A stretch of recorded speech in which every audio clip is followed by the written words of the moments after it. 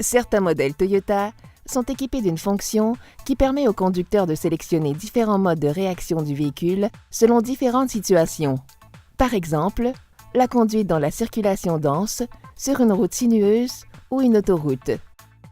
Certains modèles offrent une sélection de modes de conduite qui peut inclure éco, normal et sport, auxquels s'ajoutent, dans les véhicules hybrides, les modes Power et EV.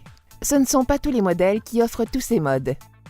Le conducteur peut choisir différents modes en appuyant sur les boutons correspondants montés au tableau de bord ou au bloc central. Dans la plupart des cas, un second appui sur le bouton ramène le mode de conduite par défaut. Le mode normal est dans la plupart des cas le mode par défaut.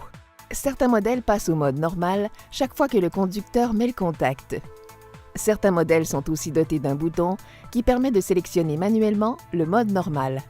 Le plus souvent, le mode sport rend la direction plus précise, ce qui peut être désirable, par exemple, lorsque l'on roule sur une route sinueuse ou en montagne. La sélection du mode sport peut aussi changer certains facteurs, tels que la réponse à l'accélérateur, soit l'accélération obtenue avec un angle de pédale donné, la précision de la direction, la puissance du moteur, les caractéristiques de changement de rapport et, dans le cas échéant, le fonctionnement du système de traction intégrale. Tout cela pour rendre le véhicule plus sportif et réactif qu'en mode normal. Il est particulièrement avantageux d'utiliser le mode éco pour réduire la consommation dans les situations où les ralentissements, les freinages et les accélérations sont fréquentes, notamment en ville. La sélection du mode éco peut rendre la réponse d'accélérateur moins agressive et les changements de rapport plus éco-énergétiques en minimisant le fonctionnement de la climatisation.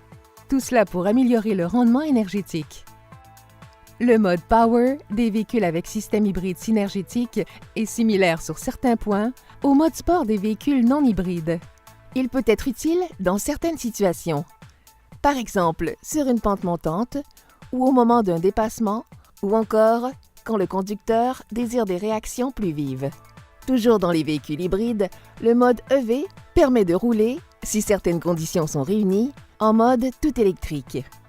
C'est le choix idéal quand on roule dans un quartier tranquille ou dans un stationnement intérieur, car ce mode est à la fois silencieux et sans émission. Si on arrête le véhicule pendant qu'il est en mode EV, il le reprendra si les conditions le permettent, plutôt que de repasser en mode normal.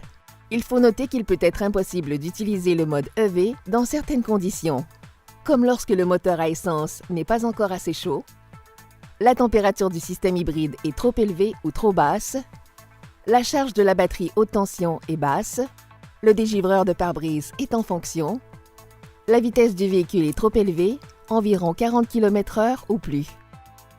De même, il se peut que le mode EV s'annule automatiquement pendant que le véhicule roule si, par exemple, la charge de la batterie haute tension devient trop basse, la vitesse du véhicule devient trop élevée, environ 40 km/h ou plus, le conducteur appuie agressivement sur l'accélérateur, par exemple pour dépasser ou pour gravir une pente. Quand un mode de conduite autre que le mode par défaut est sélectionné, un témoin s'allume au tableau de bord pour informer le conducteur du mode en usage. Il se peut que votre modèle Toyota ne soit pas doté des caractéristiques et fonctions expliquées dans cette vidéo. Vous trouverez toute l'information à ce sujet dans votre manuel du propriétaire. Merci d'avoir regardé cette vidéo.